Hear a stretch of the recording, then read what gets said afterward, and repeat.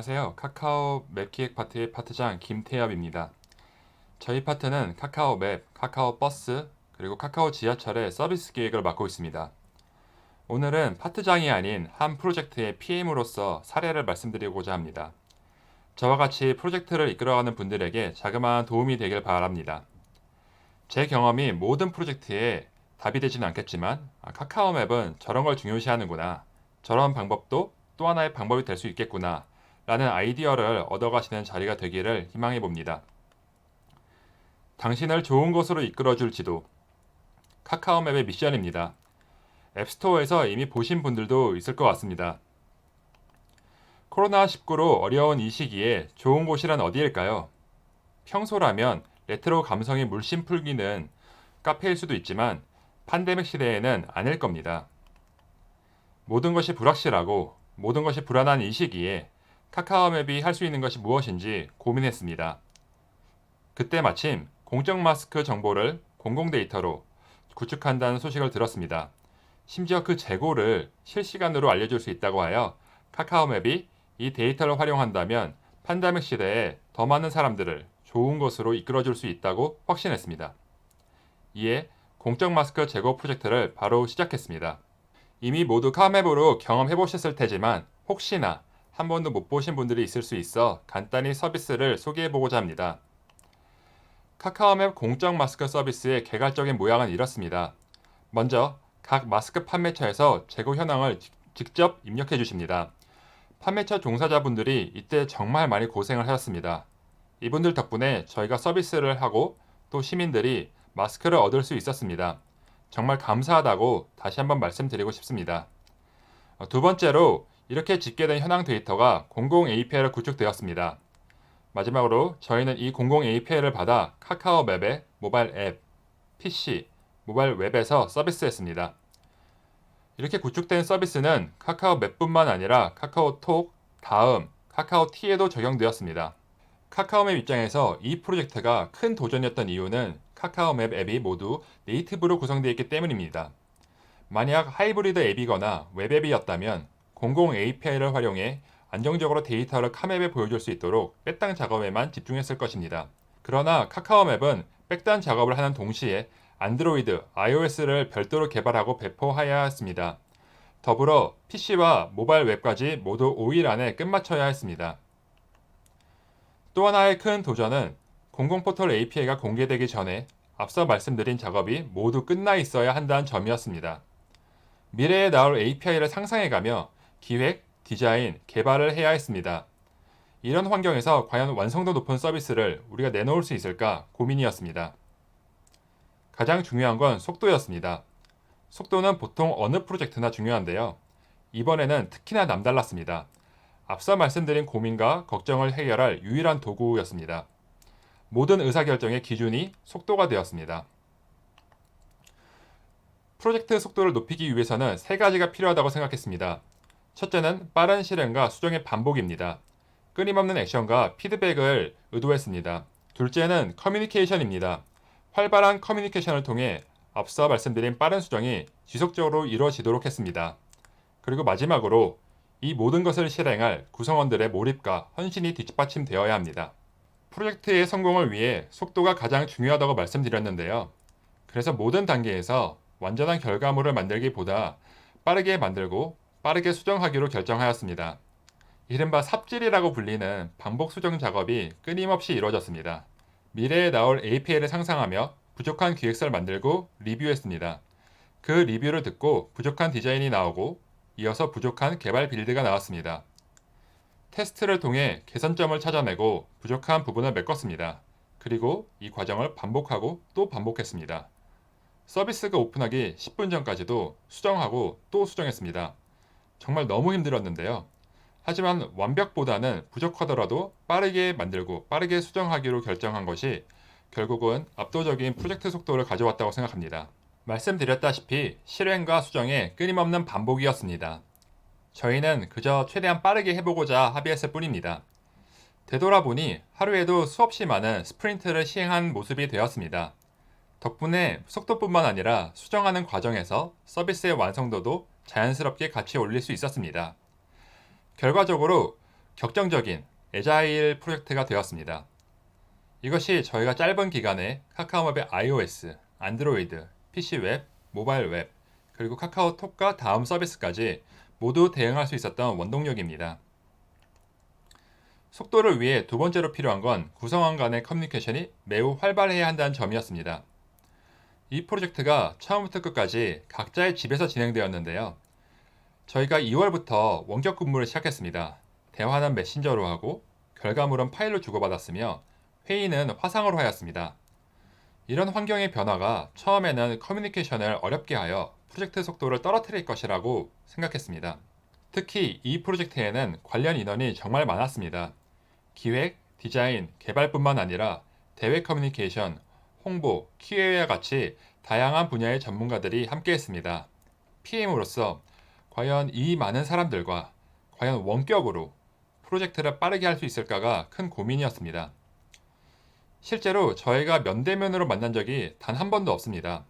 물론 화상으로 만나긴 했지만 누구는 회의 중에 음식 배달이 오고 누구는 뒤에서 아이가 놀아달라고 뛰쳐나오기도 해서 일반적인 회의 장면과는 거리가 멀었습니다. 처음에는 낯선 환경에 적응이 쉽지 않았지만 생각보다 다들 금방 적응하였습니다. 또 화상으로 하다 보니 생각하지 못한 장점이 나왔습니다. 일단 몇십 명이 모일 회의실을 찾지 않아도 되었습니다. 회의실을 찾을 일이 없으니 회의 시간을 빠르게 잡을 수 있었습니다. 또한 낮이든 밤이든 새벽이든 언제 어디서든지 회의 진행이 가능했습니다. 덕분에 의도하진 않았지만 많은 분들이 한꺼번에 회의에 들어올 수 있었고 이는 투명한 의사 결정 과정을 가질 수 있게 되었습니다. 또한 회의 시간이 빠르게 잡히니 의사결정의 속도 역시 빨라졌습니다. 커뮤니케이션 툴을 선택하는 것도 고민이었습니다. 업무 툴은 여러 가지가 있어 선택권이 있었는데 슬랙을 사용할 수도 있었습니다. 그러나 저희는 카톡을 선택했습니다. 카톡을 이용하면 몇 가지 단점이 있습니다. 카톡은 업무 목적의 툴이 아니기 때문에 히스토리 관리가 어렵습니다.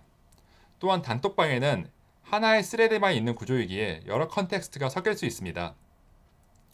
실제로 단톡방 하나의 화면에서 이 사람들은 디자인 피드백을 이야기하고 저 사람들은 API 스키마를 이야기했습니다.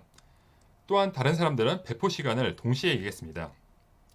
모든 화제가 동시에 진행되어 매우 정신이 없었지만 그럼에도 카톡을 선택한 이유는 가장 많은 사람들이 쉽게 접근할 수 있고 언제 어디서든 빠르게 답변할 수 있다는 점에서 카톡의 가장 큰 장점이 있다고 생각했습니다. 여기서도 중요시된 건 결국 커뮤니케이션의 속도였습니다. 캡처 화면은 실제 저희 단톡방의 모습입니다. 가장 왼쪽은 가장 바빴던 배포의 순간입니다. 그리고 두 번째는 저희가 여러 가지 컨텍스트가 동시에 진행되는 모습입니다. 마지막으로 세 번째는 선물하기를 이용해서 서로를 격려하는 모습을 볼 수 있습니다.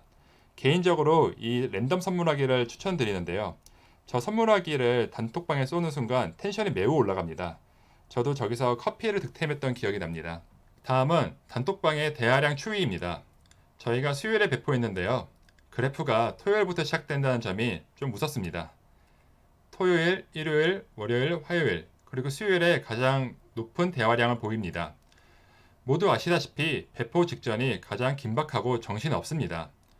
프로젝트가 진행되며 커뮤니케이션이 점점 활발해졌다는 것을 잘 보여주는 그래프 같습니다. 닷새간 4,000번이 넘는 대화가 이 단톡방에서 있었습니다. 하루에 900번의 말풍선이 오간 셈인데요. 잠시 다른 일을 하고 있으면 전화가 온 것처럼 핸드폰이 계속 울렸습니다. 이모티콘도 153회나 쓰였습니다. 제가 이 5일 동안 온갖 이모티콘을 다 봤습니다. 커뮤니케이션이 서로 잘 됐다는 증거로 보이고 또 빠르게 소통하며 또 즐겁게 소통했다는 것이 방증이라고 보입니다.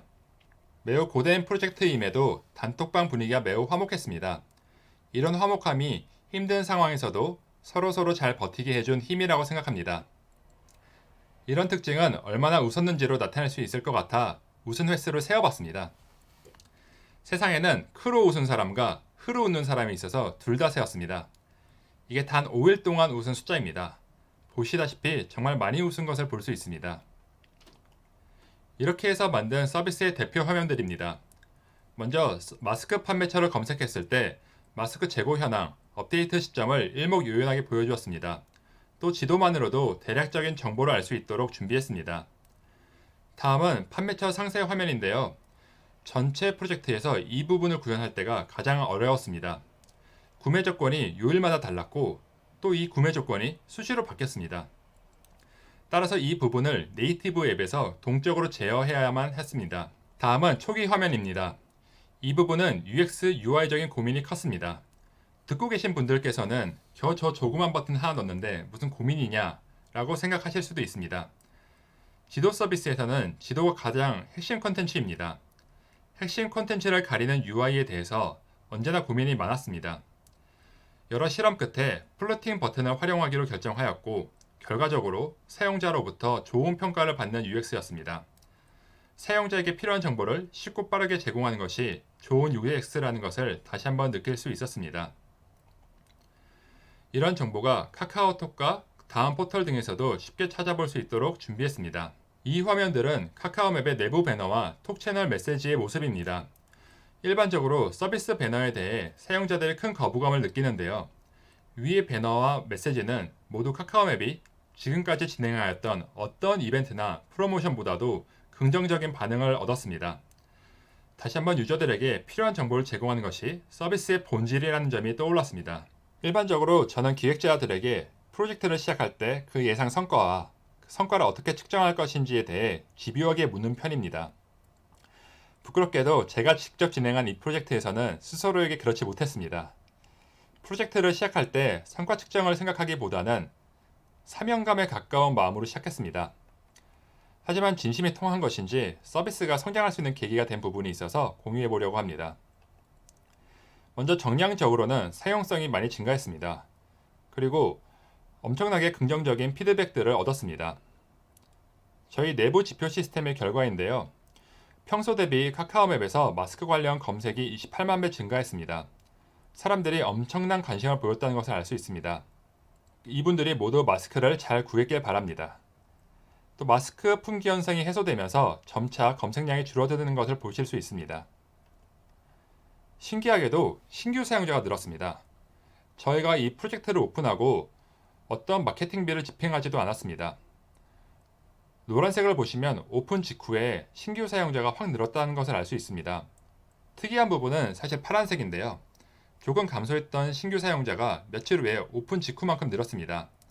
소셜미디어와 커뮤니티 등에서 카카오맵에 가면 마스크 제거를 볼 수 있다는 바이럴이 돌면서 새로운 유저들이 유입됐다고 보고 있습니다. 서비스를 운영하신 분들은 모두 공감하실 텐데요. 스토어 댓글에는 절대 칭찬이 달리지 않습니다. 하지만 마스크 프로젝트를 오픈한 후에 엄청난 칭찬 세례를 받았습니다. 실제로 저희 스토어의 캡처 화면인데요. 이건 자랑하고 싶어서 한번 넣어봤습니다. 프로젝트를 마무리하고 가장 크게 느낀 점입니다. 되는구나. 완성된 기획서 없이 사무실 출근도 못하는 상황에서 모든 플랫폼에 5일 만에 서비스 배포한다. 라는 건 사실 시작할 때 우리가 이 속도를 낼 수 있을까 고민이 많았습니다. 그런데 어려움이 많아도 하고자 하면 되는구나 를 느꼈습니다. 우리가 스스로도 놀랄 정도로 빨리 할 수 있었던 이유가 뭘까? 다시 한번 생각해 봤습니다. 속도를 높이는 데 필요한 마지막 키워드였던 몰입과 헌신이었습니다. 우리가 왜 하는지가 중요하구나. 프로젝트의 성과를 항상 생각해야 하지만 궁극적으로 우리가 이 프로젝트를 왜 해야 하는지, 이 프로젝트가 갖는 의미가 무엇인지 끊임없이 물어야 했습니다. 그리고 이 질문에 대한 대답을 프로젝트 구성원들이 모두 공감할 때 프로젝트의 속도뿐만 아니라 성과까지 영향을 미친다는 것을 깨달았습니다. 당신을 좋은 곳으로 이끌어줄 지도, 처음에 말씀드렸던 카카오맵의 미션입니다. 감히 이번에는 카카오맵이 여러분을 좋은 곳으로 이끌어줬다고 생각합니다. 앞으로도 이런 기회가 또 올지 모르겠지만 언제나 가보지 않은 길을 두려워하지 않고 여러분을 좋은 곳으로 이끌어 드리겠습니다. 이상 카카오맵의 김태엽이었습니다. 감사합니다.